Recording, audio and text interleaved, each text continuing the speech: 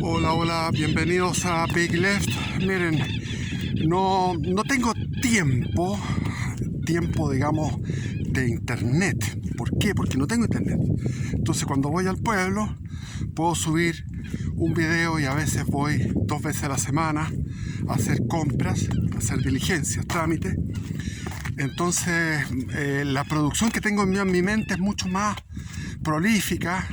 Tengo, por ejemplo, un video ya hecho sobre donde leo el discurso de mi padre en 6 de noviembre de 1954, que ilustra muy bien lo que pasaba en el periodo de Ibáñez.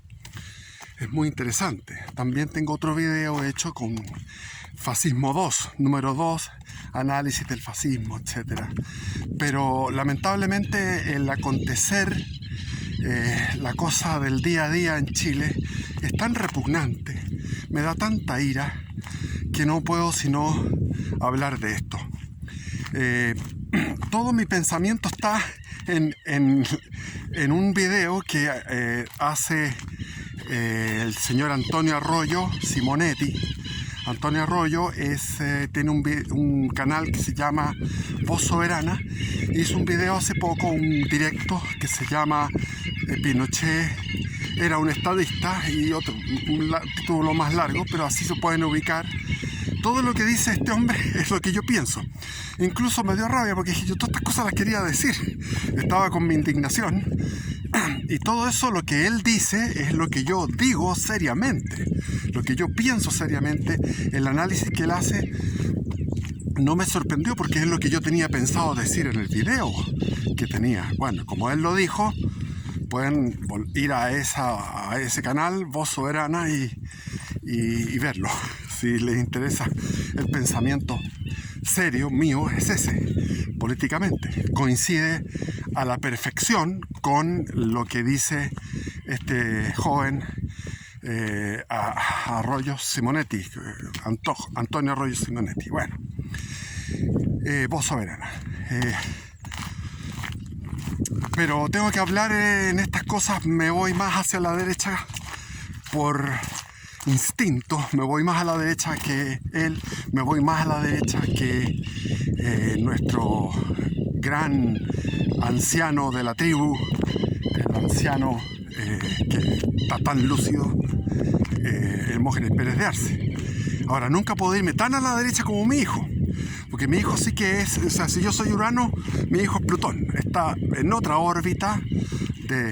Mi hijo está pensando, en el fondo está haciendo una estructura filosófica, política, para el siglo XXII, si llegamos al siglo XXII, para el siglo XXII. Él está haciendo un trabajo de largo aliento, muy interesante lo que él dice.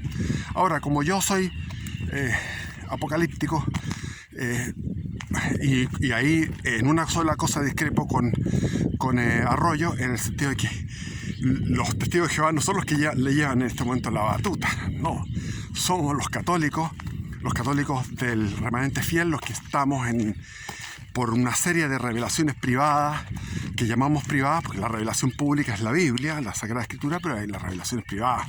Tenemos Fátima, tenemos Garabandal, etcétera, la Virgen de Umbe. Vean Arturo periodista católico, otro canal interesante donde hacen una catequesis de la Virgen de Umbe. Mi hijo tiene una catequesis sobre el Concilio de Trento, interesantísimo. O sea, aquí tenemos la Sagrada Escritura con el Concilio de Trento, con la imitación de Cristo, con el otro libro, la devoción a la Virgen de Luis María Griñón de Montfort. Con eso tenemos para lo que tenemos todo ahí, toda la verdad. Ahora, ¿por qué yo hablo así categóricamente? Tengo que decirlo, yo llegué al catolicismo después de haberlo refutado. Lo refuté en mi juventud, conocí todas las doctrinas progres, en ese sentido tengo un acervo de lecturas filosóficas, que sobre todo cuando estuve en Europa, conversaciones con gente de alto nivel en ese tema, en el tema de lo que era la escuela de Frankfurt, etc. Cosas que están en en una lectura que quedó ahí en una especie de bodega de mi intelecto. Está en una bodega con harto polvo, porque lo fui refutando con el tiempo. Conocí todos los temas esotéricos. Empecé con Suzuki, Suzuki era un divulgador del budismo zen. Después seguí con Yogananda, Paramahansa Yogananda. Me inicié en el Kriya Yoga. E incluso presidí cultos hinduistas, pero hinduistas de élite. El Bhagavad Gita lo leí 40 veces, o más de 40 veces, y lo practicaba. Después tuve otras, Godfrey Bayard, todo lo que es la instrucción a Yam. Iba al Valle del Elqui. Allá tenía a mis amigos que vivían en una cueva. El hermano Pacho, Ricardo Lyon también, que era un abogado que tenía la piel curtida, etc. Bueno, hay muchas anécdotas en todo esto. Pero la idea es que yo recorrí mucho. Buscando la verdad, recorrí mucho. Estamos hablando de 40 años de búsqueda, y en un momento terminado, a través de un criterio histórico del siglo I, llegué a la conclusión de que Cristo realmente es lo que dicen los evangelios. Por lo tanto, es muy importante leer los evangelios. Hay gente que no ha leído los evangelios, me parece a mí de una gravedad total, porque los evangelios son lo más importante que hay que leer. Yo leía, por ejemplo, el Tao Te Ching de Lao Tse. Lo llevaba en mis viajes a Deo por Europa, donde dormía a la intemperie. Iba con mi Lao Tse, con mi Tao Te Ching, y lo practicaba en ese entonces, como era el camino del Tao. Yo era un vagabundo del Dharma, y todas son historias entretenidas que puedo contar. Ya las he contado. Está mi canal, hay muchos, en este mismo canal hay muchos videos que son de mi vida. Hay otros videos que son, por ejemplo, uno que tengo de 4 horas y media, que estuve de pie, con terno y corbata, de pie, con una bandera chilena el 18 de septiembre del 2020, donde leí todos los nombres y los acontecimientos resumidos, ¿sí?, de cómo fueron los que murieron como víctimas del terrorismo chileno. Y eso comienza, el listado comienza en 1965, con el nacimiento del MIR, el Movimiento de Izquierda Revolucionario. Y continúa. Yo empecé como en el 71, porque era demasiado. Y terminé en el 88, más o menos, leyendo, por ejemplo, todo lo que eran las jornadas de protesta, gente que terminaba quemada, bombas, murieron muchos inocentes. Entonces, ese es un video interesante, son 4 horas y media, larguísimo, pero lo hice. Y tengo que hablar varias cosas. Primero lo del fascismo, que quede claro que yo le he hecho propaganda al fascismo de alguna forma, al nacionalismo. Pero ¿para qué? Para que los estúpidos de los hitlerianos, de los nazis, vean otra cosa y no sigan con ese culto demoníaco, que es el culto a Hitler, es un culto demoníaco 100%. Pero esos estúpidos son gente muy morena, muy mestizo, con sangre indígena, que no sé por qué son racistas y por qué lo siguen, porque no conocen otra cosa, porque son ignorantes. He tratado de darle un poquito de maní a ellos, a esos monitos, pero probablemente estos monos, los monos nazis, no me ven el canal. En todo caso, si hay alguno huevón, he estado haciendo muchos videos para que ustedes recapaciten y busquen algo más fino, algo más auténtico, más criollo. El nacionalismo de mi padre, el nacionalismo de José Antonio Primo Rivera, hasta el mismo Mussolini, que después él, por imitación, siguió al estúpido de Hitler y terminó muy mal. Hay una beata que se me olvida el nombre. Beata significa santa, porque es una santa que hacía milagros, que conoció a Benito Mussolini y le habló y tuvo un encuentro y le dijo: si tú ocupas mal tu poder, el poder que te ha sido dado desde arriba, vas a terminar mal, vas a terminar muy mal. Y él se tentó con una guerra, se tentó con los éxitos de Hitler, se metió en una guerra, perdió. A su vez también Adolfo Hitler fue a ver a Teresa Neumann, que era una santa también, que tenía éxtasis, revivía la pasión de Cristo todos los viernes. Todos los viernes comenzaba a sangrar, tenía estigmas, no comía durante años y solamente se alimentaba de la hostia. Una hostia diaria era todo el alimento que tuvo durante años. También fue a verla Paramahansa Yogananda, que andaba en Europa, estuvo en Londres mientras estaban bombardeando la aviación nazi en Londres, estaba Paramahansa Yogananda, etc. Esa época, la época entre guerras, los años 20 y 30, es muy interesante y hay una autoafirmación, hay una cosa fuerte que se echa de menos en esta época. El mismo Gottfried Bayar afirmaba fuertemente, pero todas estas eran creaciones demoníacas. El New Age, que es amplísimo, todo lo que es el esoterismo es una creación demoníaca. Pero lo más importante de la creación demoníaca, porque son varias cosas, esas son creaciones demoníacas estratégicas para apartar a los seres que buscan la espiritualidad, buscan la unión con Dios, apartarlos en un camino hacia un Dios que es un Dios que no es el verdadero, porque es un Dios etéreo. Ese es lo que es el hinduismo, y lo que es el budismo, y lo que es que ni siquiera tiene Dios, sino que es un océano, y desde ese océano emergen estas olas que somos nosotros, que pertenecemos a ese océano. Es un panteísmo, retornar a ese océano. Nosotros somos olas, somos una espuma de olas que tenemos que retornar, como una gota retorna a ese océano. Parece muy poético, pero no es la verdad. La verdad es que estamos muy infinitamente alejados de la magnificencia divina. Existe entonces una creación. Entonces, me voy por otros lados y quería hablar sobre otras cosas, otros temas. Bueno,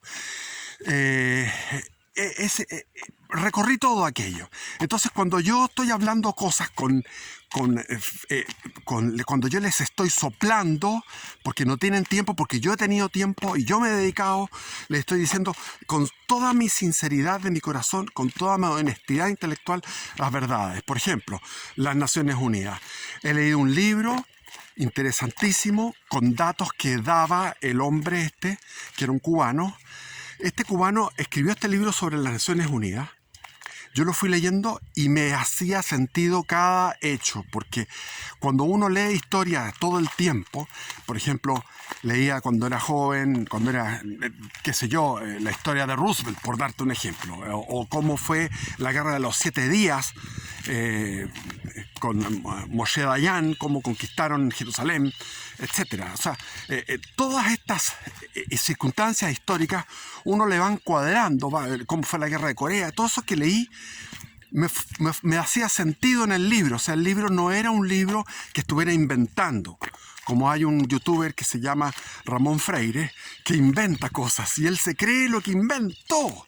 Lo inventa y cree que está diciendo cosas sumamente ciertas y son fantasías. Aquí no se trata de eso. Yo soy una persona rigurosa, muy rigurosa. Si digo algo, lo digo, porque ya estoy 100% convencido. Es decir, yo rechazaba todo lo que era conspiracionismo, pero me di cuenta que las Naciones Unidas, la Unión Europea, son organizaciones de la masonería y en el fondo también del judaísmo militante, del sionismo. Que los protocolos de los sabios de Sion en un momento los rechacé y después me di cuenta que eran ciertos. Es un libro interesante, lo tengo, tendré que leérselos, pero no sé en qué momento.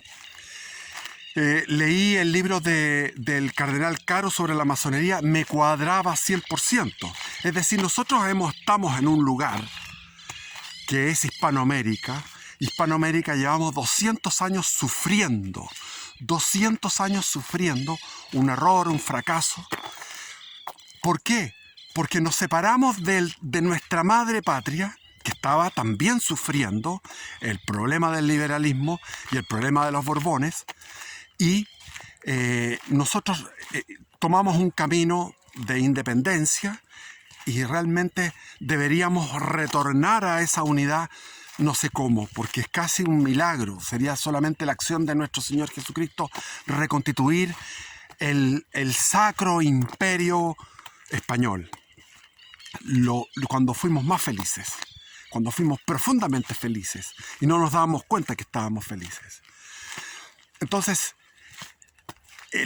Jaime Balmes, que leía en la biblioteca de mi padre, hablaba de que los conservadores lo que conservan es el liberalismo.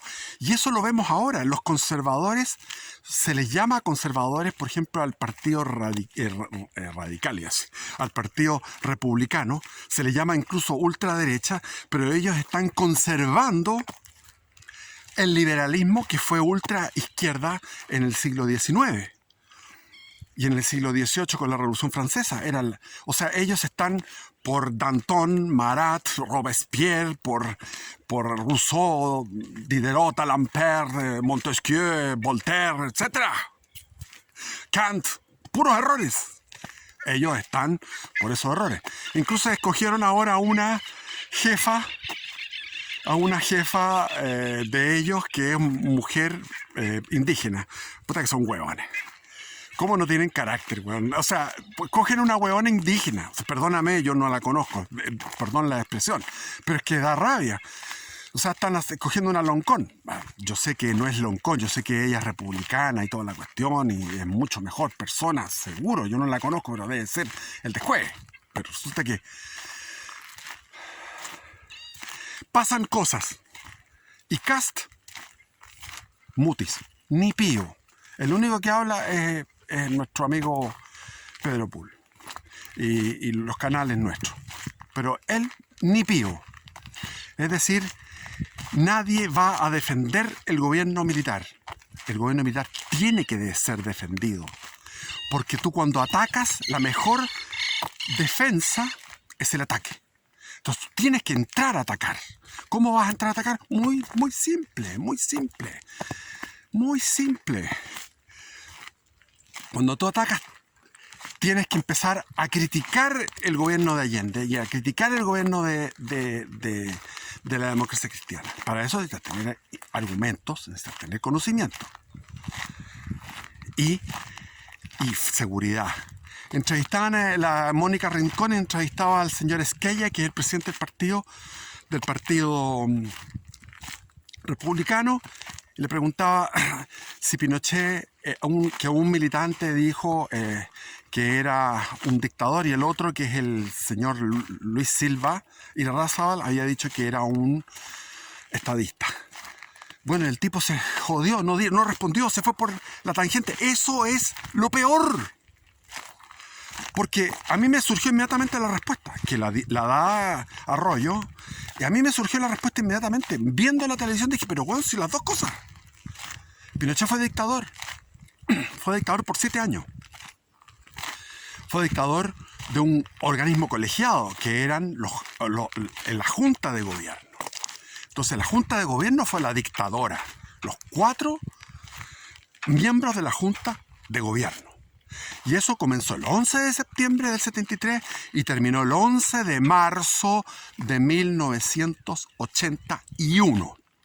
Y en ese momento Pinochet se puso en la banda presidencial porque había sido electo presidente. Y el 11 de marzo inaugura nuevamente la moneda que había sido bombardeada. La repararon, arreglaron todo lo que había adentro, porque adentro era una ciutiquería y una cantidad de muebles de todo tipo asqueroso. Y en ese momento mi suegro, el abuelo de Sebastián, don Jaime Almarza Daidí, que era el que tenía la fábrica de muebles de estilo, amobló la moneda y la moneda quedó estupenda. Y entró él como presidente electo. Entonces me van a decir, es que fue una elección espuria, porque fue la elección donde se aprobó la Constitución. Lo he dicho 1000 veces, tengo que decirlo de nuevo. Porque hay gente que no me ha escuchado. Tengo 200 videos y en muchos he dicho esto.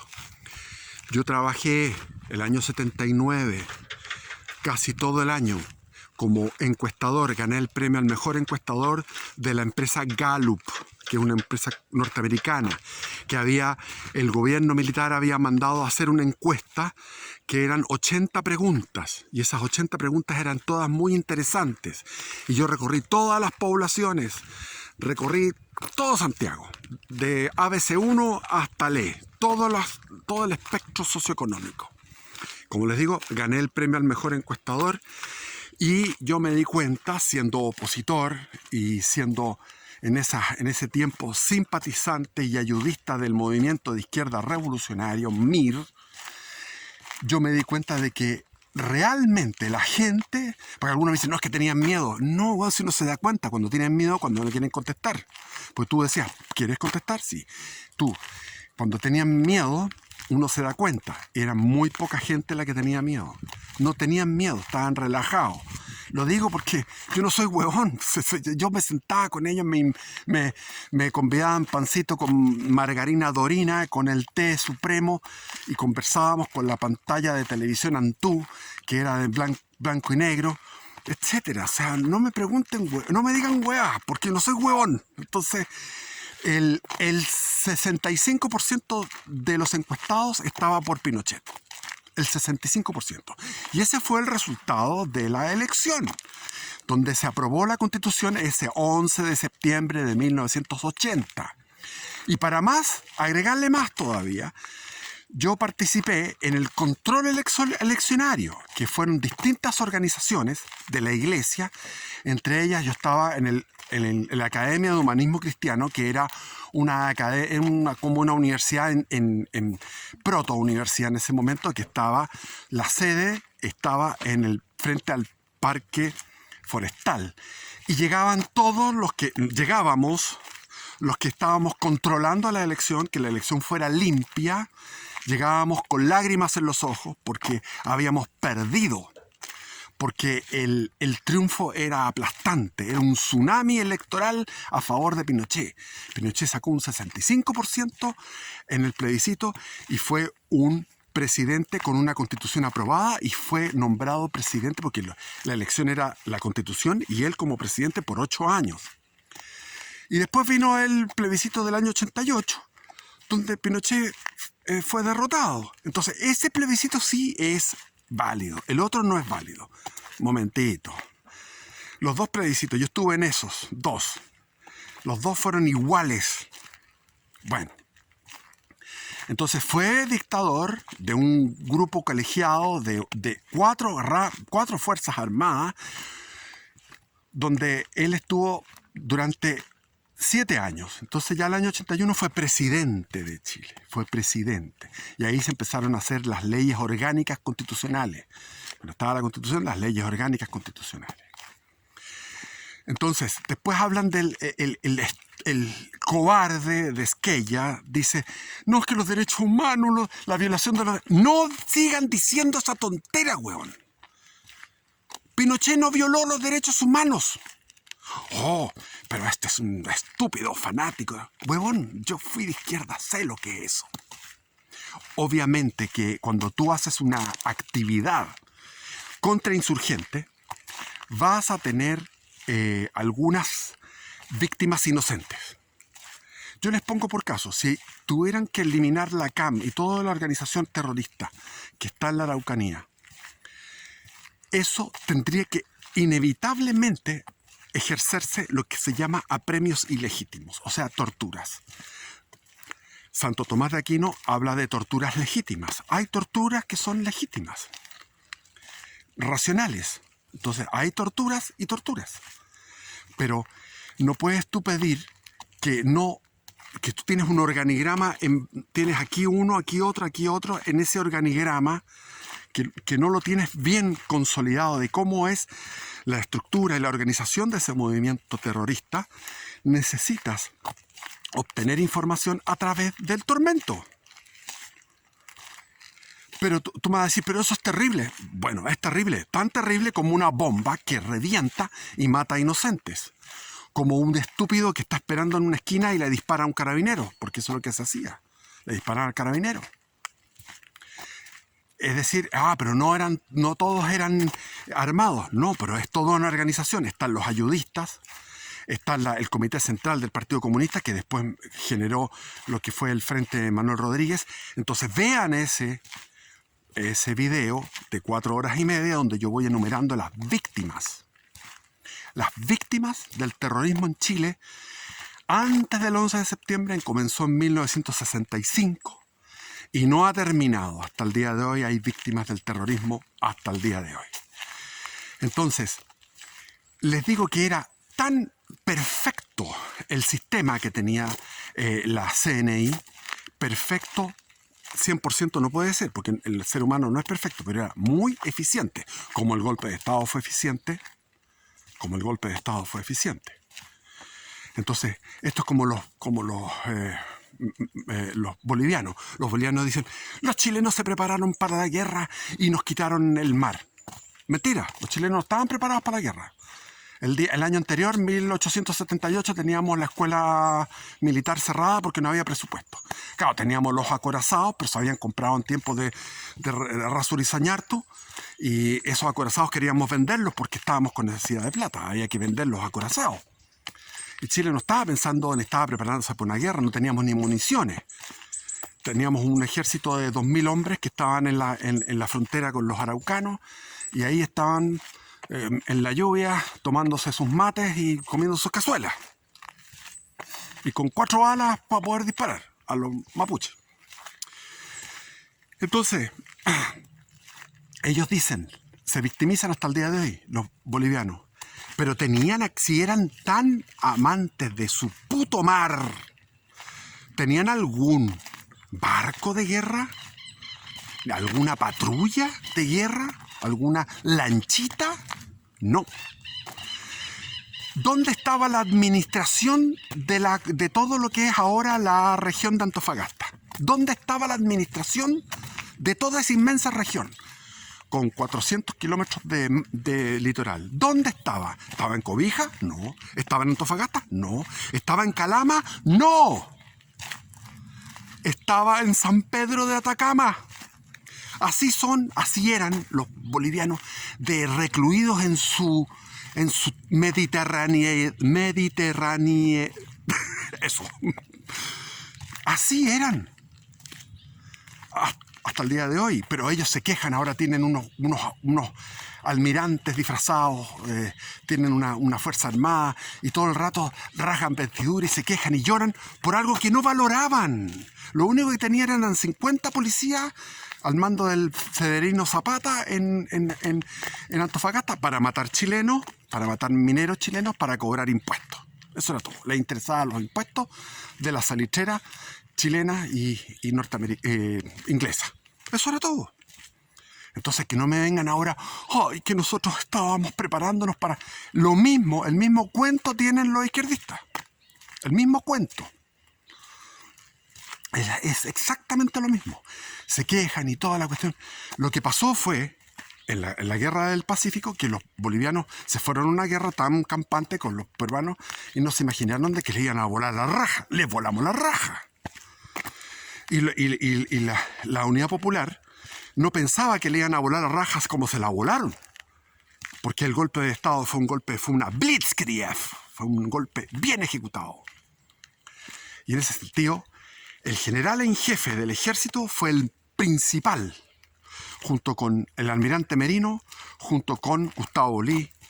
Fueron los 3 hombres que ejecutaron a la perfección el tomar todo el país de un viaje, en pocas horas, y tener una batalla, porque hubo una guerra.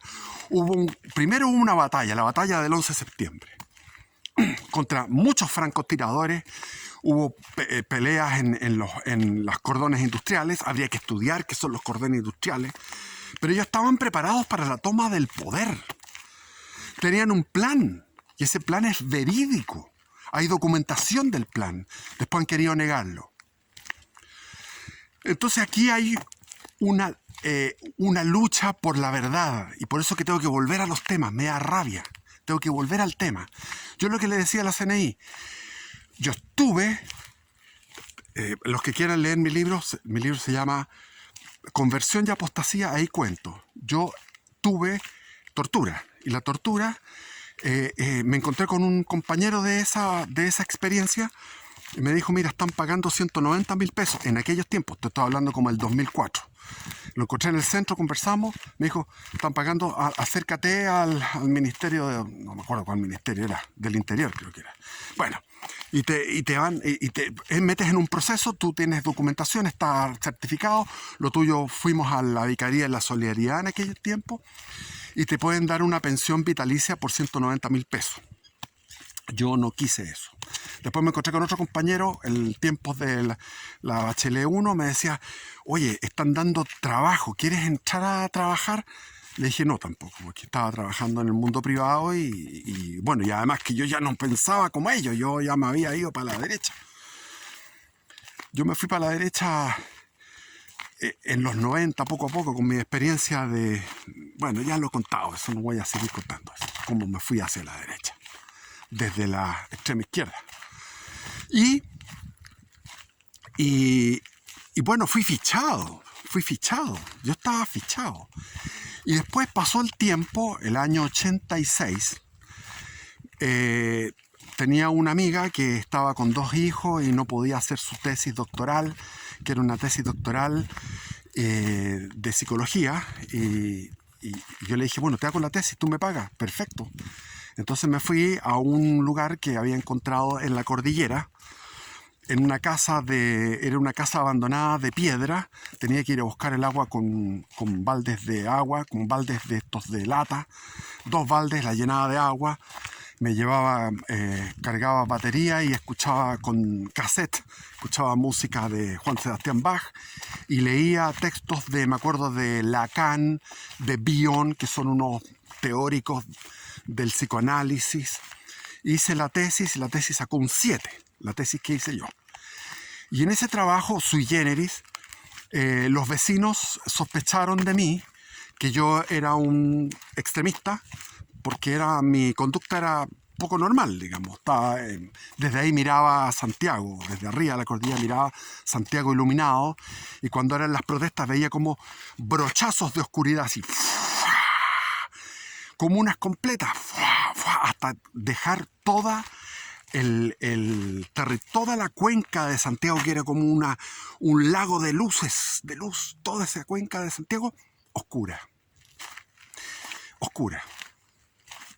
Ese era el poder de fuego de dinamitar las torres de alta tensión que iba.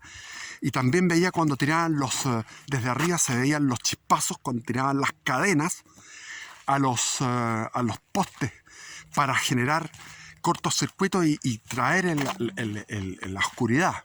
Y las barricadas las miraba desde arriba, porque yo estaba en la zona de Peñalolén, miraba hacia abajo y estaban las barricadas de la avenida Grecia, con la población de La Hermida, y cómo llegaban las tanquetas y eran rechazadas y repelidas. Mi hermana, que era profesora de historia, estaba haciendo su primer experiencia laboral en la población Juan Pablo II, y ahí los niños que estudiaban con ella en segundo, primero, tercero medio, salían de las clases a combatir, armados, a combatir a las fuerzas policiales y a las fuerzas militares, y las derrotaban y podían enseñorearse sobre esa población y mantener un territorio, lo que llamaban territorios liberados. Incluso podían hasta desfilar con metralleta en mano. Ese era el proceso que estaba teniendo nuevamente la izquierda en los años 80. Lo mismo que había pasado en los 70. El poder total. Y frente a eso, ¿qué cabe sino luchar? Y yo lo que les estoy contando, que estaba en ese momento y llegaron la CNI. Yo me cagué de susto y dije, ¡wow! Llegó la CNI. Eran unos autos marrones, con un tipo muy decente que se veía que era el jefe, con otros cabros jóvenes y con metralleta, qué sé yo, y al suelo. Entonces, en el suelo, manos atrás, al suelo, las manos atrás en la nuca, en el suelo, mordiendo el piso de mi covacha de este lugar, que era muy bonito. Y habló por walkie-talkie. Dijo, este gallo es aquí, su carnet de identidad. ¿Vieron el carnet de identidad? mandaron información, y la información llegó a la central dijeron no, listo. Si ellos no trabajaran finamente por agarrar a los que están implicados, yo habría entrado a los cuarteles de CNI en ese momento, porque estaba fichado por todos lados. Había participado en varias cosas.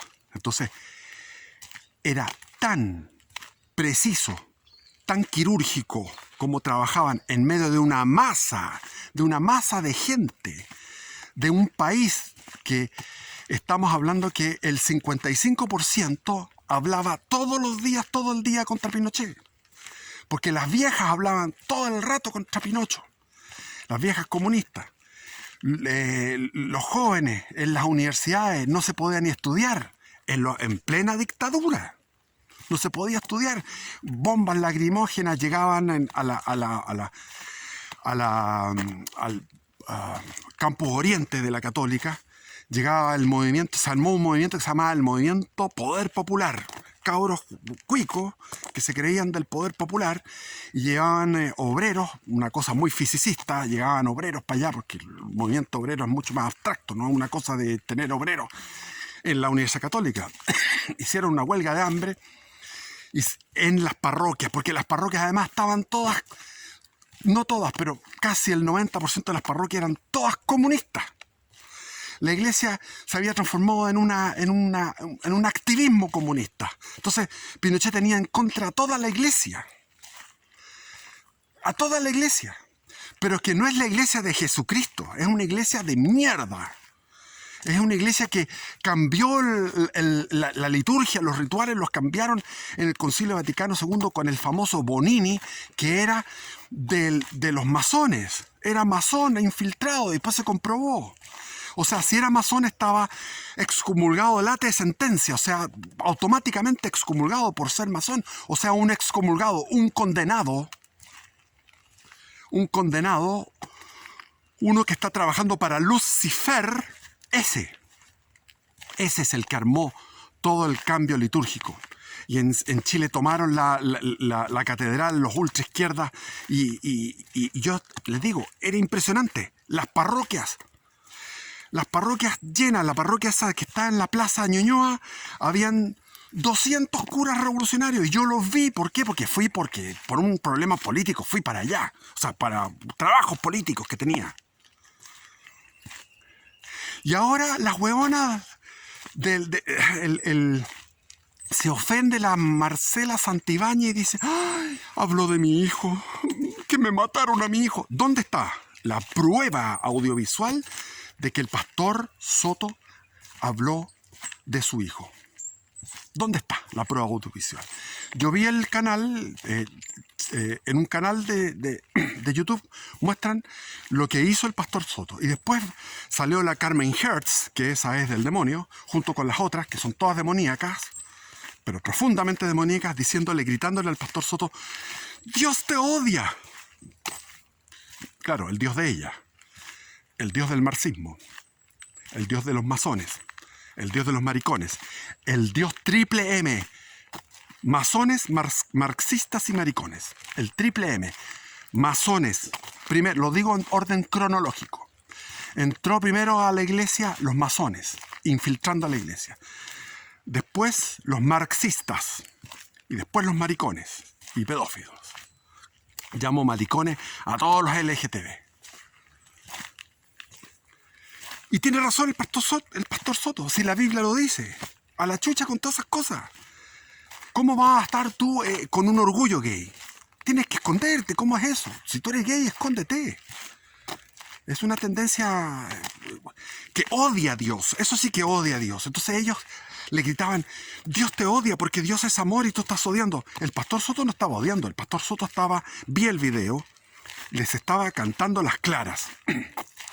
Y ellas no aceptan que nadie porque son engreídas, soberbias, arrogantes y se creen que están en la verdad, como verdaderos fariseos que odiaban a Jesucristo. Ellos dicen, Dios te odia. No, Dios te odia a ti. El verdadero Dios te odia a ti. Y a todos ustedes zurdos. Los odia con profunda ira. Y por eso que este país Este país puede sufrir el castigo.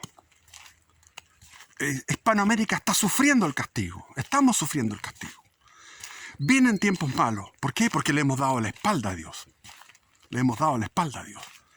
Como pasó con Francia en la época de Luis XIV.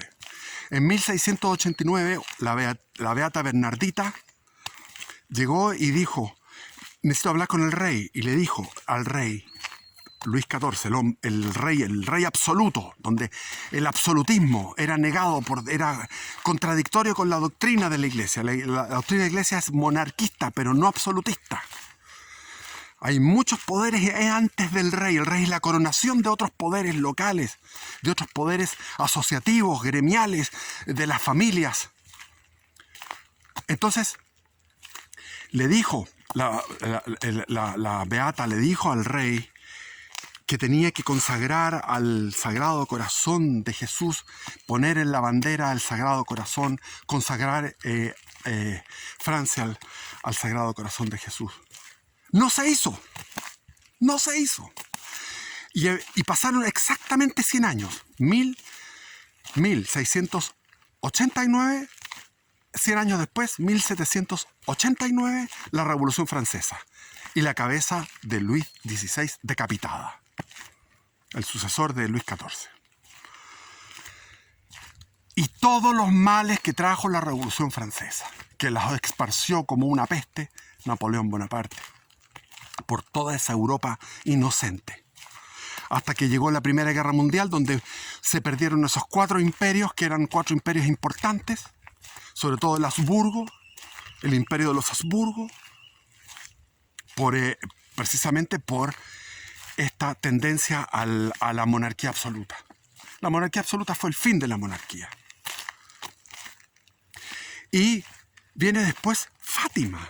Y en Fátima a Lucía no es Lucia, se dice, porque es portuguesa.